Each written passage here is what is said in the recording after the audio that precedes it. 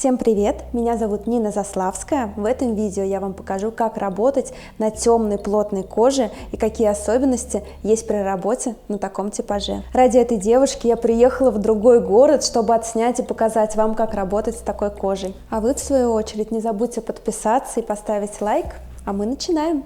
Сначала я нанесла анестезию и все подготовила. Буду работать машинкой Шайен, потому что это длинноход, а кожа у темнокожих немножечко поплотнее, чем у светлокожих, поэтому мне хочется побыстрее уложить пигмент. И сначала мы, конечно, отрисуем эскиз будущих бровок, потом я вам подробненько расскажу, что я использую при этой процедуре. Я отрисовываю эскиз, взяла темно-коричневый карандашик, но потом, конечно, я введу это все белым карандашом, чтобы было более четко и заметно нашу форму. Как рисовать эскиз, вы можете посмотреть в других моих видео, кликнув по ссылочке, которая появится на экране. Я уже рисую на глаз, мне так удобнее. Раньше не было никаких вспомогательных штук, которые есть сейчас, и я как-то уже привыкла ничем не пользоваться.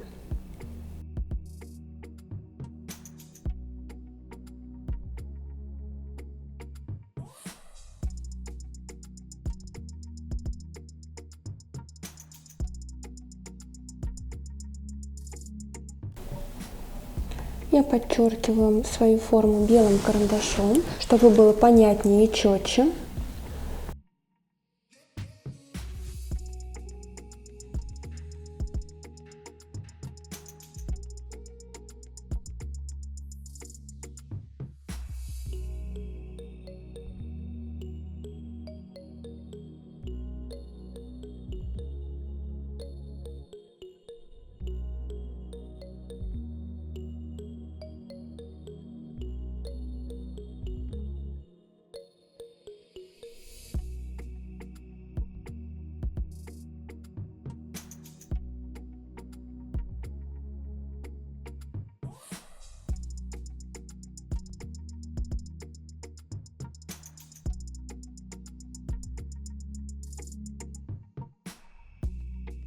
Ну что, я отрисовала эскиз и сейчас приступаю к процедуре.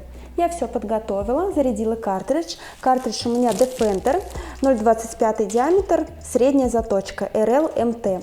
Также я подготовила пигмент, и вот здесь с пигментом немножко по-другому работает колористика, потому что у нас изначально тон кожи уже темный и холодный, поэтому нам нужно взять максимально теплый пигмент на желто-оранжевой основе. Поэтому я пользуюсь корректорами. Взяла за основу желтый корректор, добавила в него пару капель оранжевого, чтобы получился вот такой желто-оранжевый цвет. И потом в него я добавила номер 4 пигмент из линейки Hanafi Pigments Dark Brunette. У меня получился темный пигмент достаточно, но на теплой основе. Эта теплая основа никак не будет проявляться в коже, просто пигмент заживет нормальным коричневым, какой нам и нужен. Если же мы возьмем такую же раскладку, как на светлокожих девушках, то заживет холодным оттенком. Это, конечно же, нам не нужно. Ну все, я приступаю к процедуре.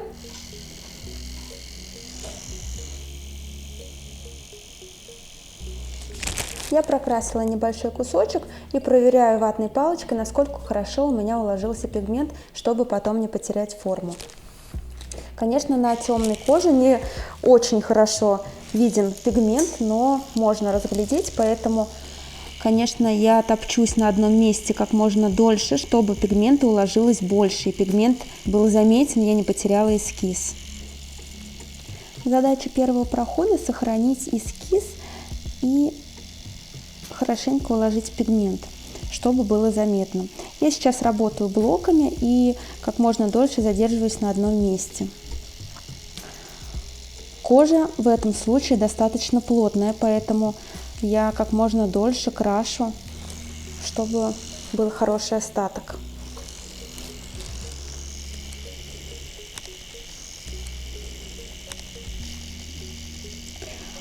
По проникновению и вибрации точно такой же нажим. Ни в коем случае мы не заглубляем, потому что у любой кожи особенности одинаковые. То есть если мы заглубим, все посинеет и будет холодного оттенка, это нам не нужно. Даже несмотря на то, что мы используем теплую очень основу, если заглубить, будет холоднее. Поэтому работаем на таком же уровне и глубине. Мы уже с вами знаем основы градиента, красивого перехода цвета. А если не знаем, можно посмотреть, кликнув по ссылочке, и понять, как же правильно уложить красивый переход на бровях, чтобы он был плавным и натуральным. Но сейчас подытожим. Мы, самое главное, на головке не делаем плотное нанесение, то есть я работаю всегда на вылет, и здесь пигмента поменьше, поэтому я сильно здесь внимание не заостряю, чтобы не перетемнить. Это самое страшное — перетемнить. Мы даже с вами, когда будем красить, будем поэтапно двигаться к самому светлому месту. То есть начинаем всегда с самых темных мест. Это вот кончик, изгиб, акцент, и потом уже самые светлые места — это головка и верхняя часть брови.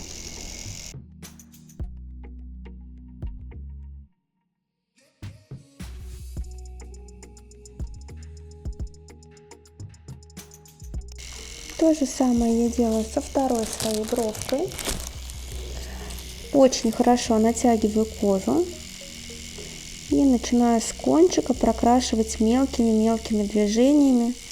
Причем чем меньше движения, тем плотнее у вас укладывается пигмент. Поэтому такие движения мы можем использовать только на кончике, на серединке, на месте апекса, да, где у нас акцент, соответственно, внизу. Сверху и ближе к началу брови у нас должна быть пудра-пудра, поэтому мы делаем более такой длинный штрих, чтобы пиксели были красивыми, четкими и не было плотной такой тушевки. Как вы заметили, я сначала прохожусь по нижней границе, а потом уже поднимаюсь кверху, потому что сначала мы красим там, где пигмент темнее и плотнее лежит. Даже несмотря на то, что это первый проход, самое главное и самое страшное — не перетемнить, не заглубить. Поэтому идем поэтапно, от темного к светлому.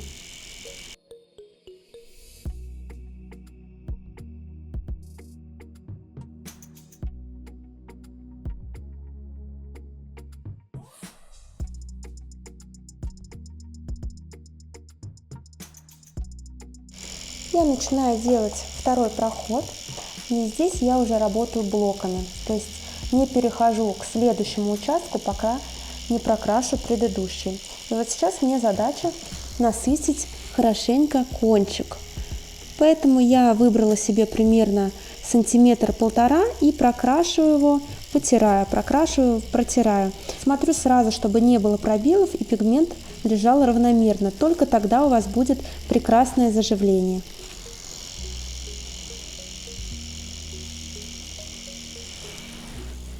Здесь кожа очень плотная, конечно, плотнее гораздо, чем у нас, у европейцев, поэтому пигмент, соответственно, укладывается дольше, и работа идет чуть дольше по времени.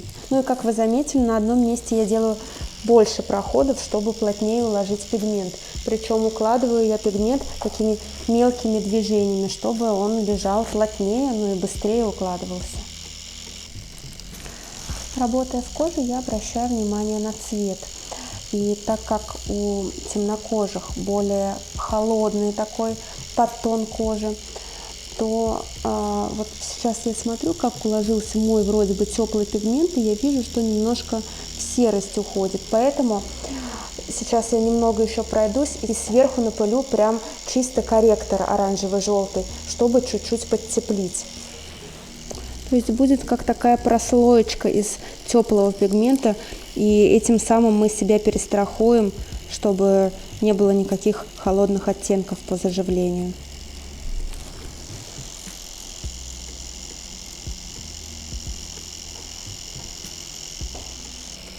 Я пока прорабатываю эту зону хвостовую, даже не хожу в начало, потому что не закончила свой прокрас и есть еще пробелы.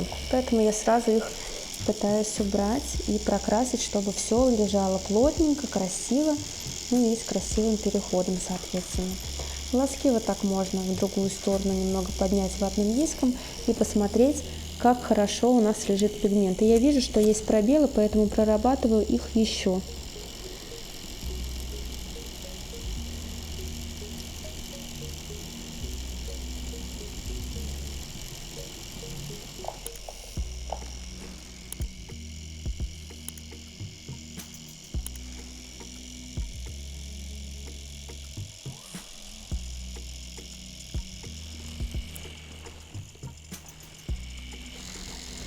Как я вам уже сказала, мне хочется чуть-чуть подтеплить еще свой пигмент, поэтому между делом я, не промывая иглы, набрала свой корректор, который я вам уже показывала, он у меня в отдельном колпачке. Желтая основа с 2 каплями оранжа. И сейчас я прям поверх сделаю такую небольшую прокраску, легкую пудру напылю, чтобы сделать еще потеплее. Ну и потом сверху опять коричневый свой цвет мы уложим. И тем самым мы перестрахуемся от нежелательных холодных оттенков. Все, я чуть подтеплила и иду дальше. Могу даже иголочку не промывать, сразу набираю коричневый цвет и продолжаю напылять пигмент. Конечно, сверху мне нужно еще пройтись, чтобы закрыть вот эту оранжевую подложку, которую я только что сделала. Поэтому коричневым цветом сверху чуть еще подпыляю. Ну и делаю плотнее, конечно, хочется еще подтемнить, особенно на уголочке.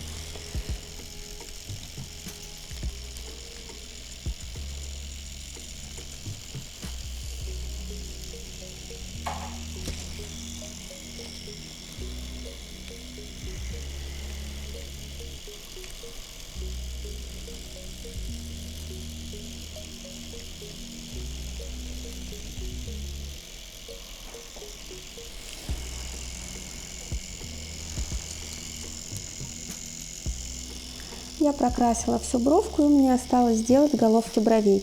Чтобы сделать красиво начало на бровях, самое главное, нужно работать очень легко и не перебарщивать. То есть сначала я закрашу вот этот участочек, начиная с нижней границы, постепенно поднимаюсь кверху. Здесь слоев уже меньше, то есть мы добиваемся этого красивого перехода градиента путем наслоения пигмента. И чтобы в начало брови было полупрозрачно, я стараюсь как можно чаще проверять и смотреть, чтобы не переборщить.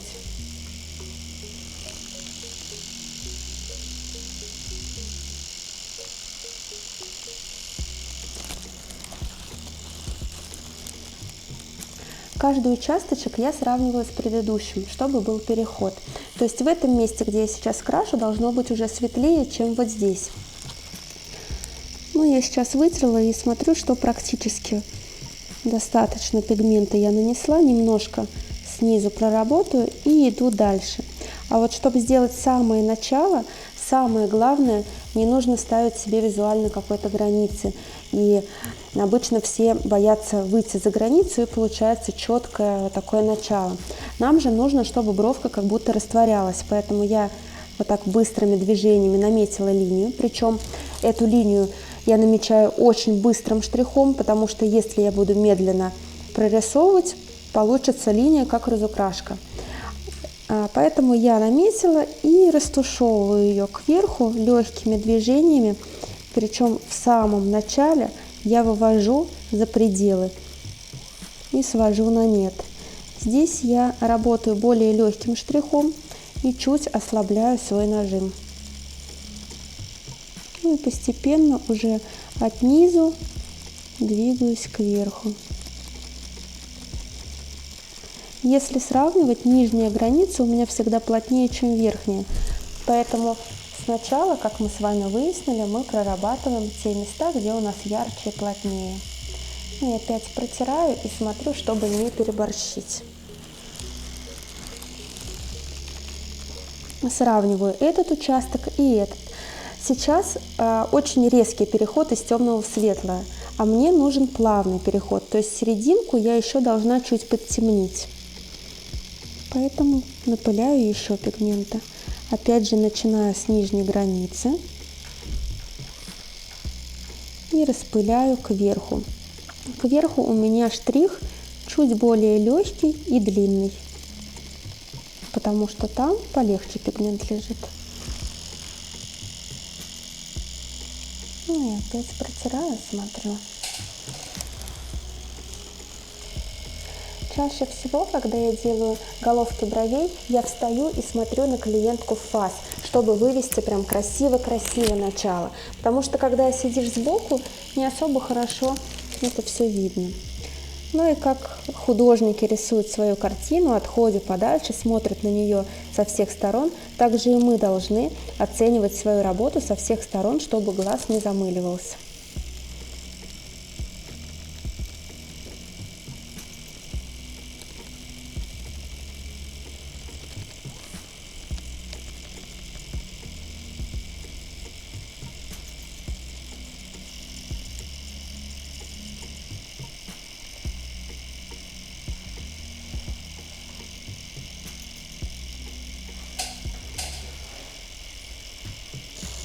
Мы сделали одну бровку, вот такой градиент у нас получился. Сейчас приступаем к прокраске второй брови.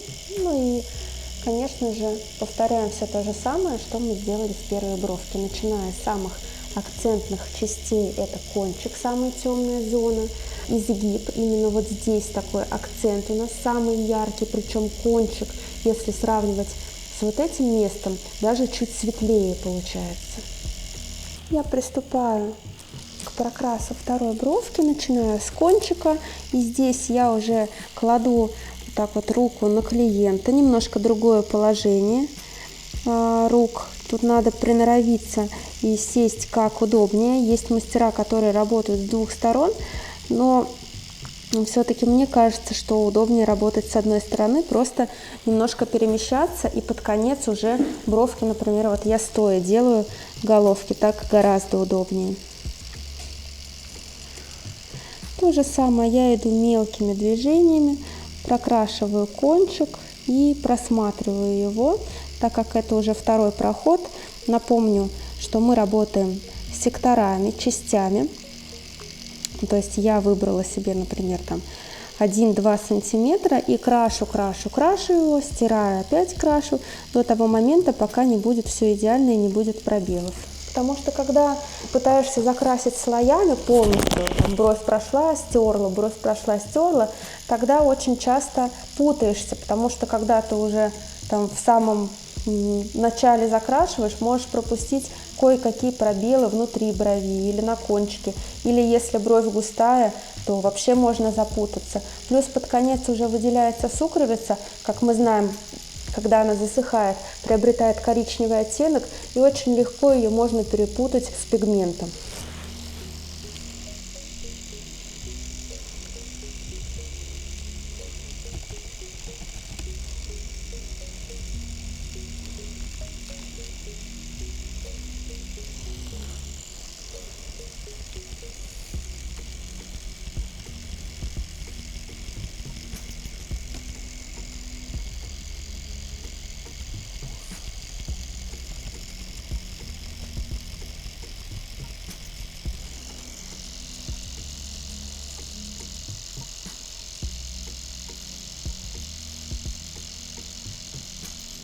Я взяла новую белую пасту и чуть-чуть установлю свою форму, потому что кожа темная и не очень хорошо видна наметка, которую мы сделали в первый раз. Поэтому я могу немножко ее подкорректировать себе, как бы такую подсказку нарисовать, чтобы не съехать с заданного пути. И продолжаю свой прокрас. Кстати, видела вопрос от вас в своих комментариях. Вы спрашивали насчет того, попадает ли паста либо карандаш при эскизировании в коже. Абсолютно ничего такого не может быть. И вот за столько лет работы пользуюсь всегда и белой пастой, разметку делаю, и работаю по карандашу, прям прокрашиваю по своему эскизу брови, ничего такого не попадает, потому что гелевая паста и карандаш находятся только на поверхности. Чтобы это все попало в кожу, нужно прям очень хорошо постараться. Пигменты вот не с первого раза ложится, причем мы его прям вносим вовнутрь кожи. А здесь очень легким слоем это все лежит на поверхности, поэтому никаким образом не может попасть. Я протираю этот кусочек, который закрашивала. И сейчас посмотрю, как у меня лег пигмент. Но мы видим, что еще есть пробелы, поэтому я продолжаю свой прокрас.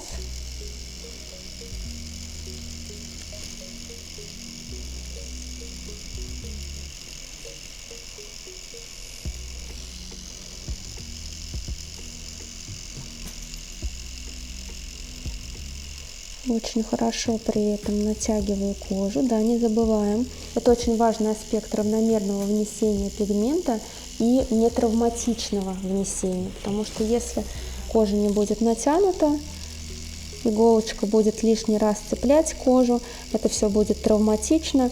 Ну и когда травматично, мы знаем, много сукровицы выделяется, отторгается с пигментом и получаются пробелы. Соответственно, тоже при заживлении клиент испытывает дискомфорт в виде больших корочек.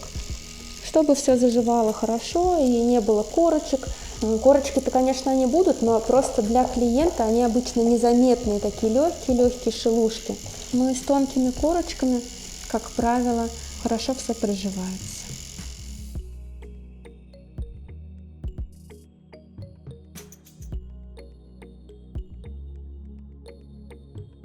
Вот такие бровки у нас получились. Надеюсь, вам все было понятно, а если остались вопросы, обязательно пишите комментарии. А мы увидимся в следующем ролике. Пока-пока!